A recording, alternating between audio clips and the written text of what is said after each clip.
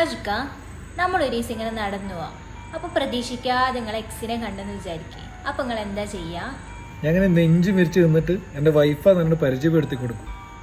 കണ്ടീലേ, ഓളടുത്ത് സംസാരിക്കാനുള്ള തൊര കണ്ടീലേ. അജുക്ക, ഞാൻ പ്രഗ്നന്റ് ആകുമ്പോഴില്ലേ നമ്മൾ കാണിക്കാൻ പോകുന്ന ഡോക്ടറുകൾ എക്സ് ലവർ ആണ്, നിങ്ങൾ എന്താ ചെയ്യാ? തിരിച്ചും മറിച്ചും ചോദ്യങ്ങൾ ചോദിക്കും.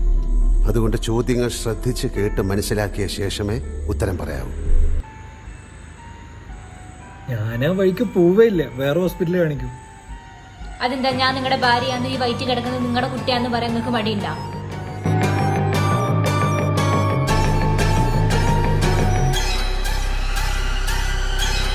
അജുക്ക, ഇങ്ങക്ക് ഈ ലോകത്തെ ഏറ്റവും കൂടുതൽ ഇഷ്ടം ആരെയാ? ചോദ്യം ശ്രദ്ധിച്ച് കേട്ട് മനസ്സിലാക്കുക. ഇനി മനസ്സിലായില്ലെങ്കിൽ മനസ്സിലായില്ല എന്ന് പറയാ.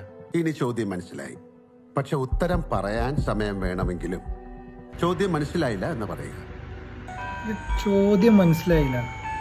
മനസ്സിലാവൂല. അല്ലെങ്കിൽ എന്നെ കുറിച്ച് ചോദിക്കുമ്പോഴേ നിങ്ങൾക്ക് ഒന്നും മനസ്സിലാവൂല. ഓളെ കുറിച്ച് ചോദിച്ചപ്പോ എത്ര നാക്കിയായിരുന്നു നിങ്ങൾക്ക് പറയാനേ. എല്ലാം മനസ്സിലാവുന്നുണ്ട്.